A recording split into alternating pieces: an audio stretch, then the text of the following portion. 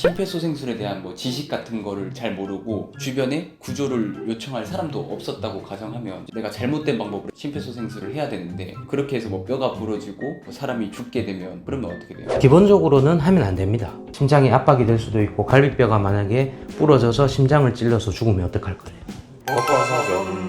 변호사님, 여름에 바다나 계곡에서 물에 빠진 사람을 구해줘도 상관이 없는지 성추행이다 이런 법적으로 처벌을 받는 경우가 있는데 맞죠. 사람들은 그냥 이제 구해주는 행위 또는 구조해야 된다는 어떤 선의에 이제 포커스를 맞추는데 변호사가 법적으로 볼 때는 구조 행위를 바로 해야 되냐 말아야 되냐 보다는 그 구조 행위가 정당한지 사실 먼저 관심이 가요. 그러니까 만약에 주변에 구조대가 있었다, 해안 구조대가 있잖아요. 네. 그러면은 본인이 먼저 뛰어 들어가기보다는 해안 구조대에 도움을 요청하는 게 더 정당하겠죠. 그 과정 자체는 객관적으로 봤을 때 만약에 죽을 수 있는 사람을 구조해서 살려냈다면 당연히 그것도 엄청나게 좋은 행위긴 한데 만약 그 과정에서 피구조자가 다쳤다, 예를 들어 갈비뼈가 부러졌다든지 물을 많이 먹어서 뇌 기능이 좀 다쳤다든지 그러면 어쨌거나 뇌 구조 행위와 연관이 되어 있잖아요. 물론 그렇다고 형사처벌이 되진 않아요. 왜냐하면 그 구조 행위는 정당했다고 볼 수 있기 때문에. 다만 법적인 관점에서는 일반인이 구조 행위를 하는 것과 실제로 구조 행위를 하는 자격이 있는 사람들, 구조대 또는 경찰, 이런 사람들이 구조 행위를 한 부분은 해석이 약간 다를 수 있어요. 왜냐하면 아무런 문제가 없으면 상관없지만 그 과정에서 다쳤거나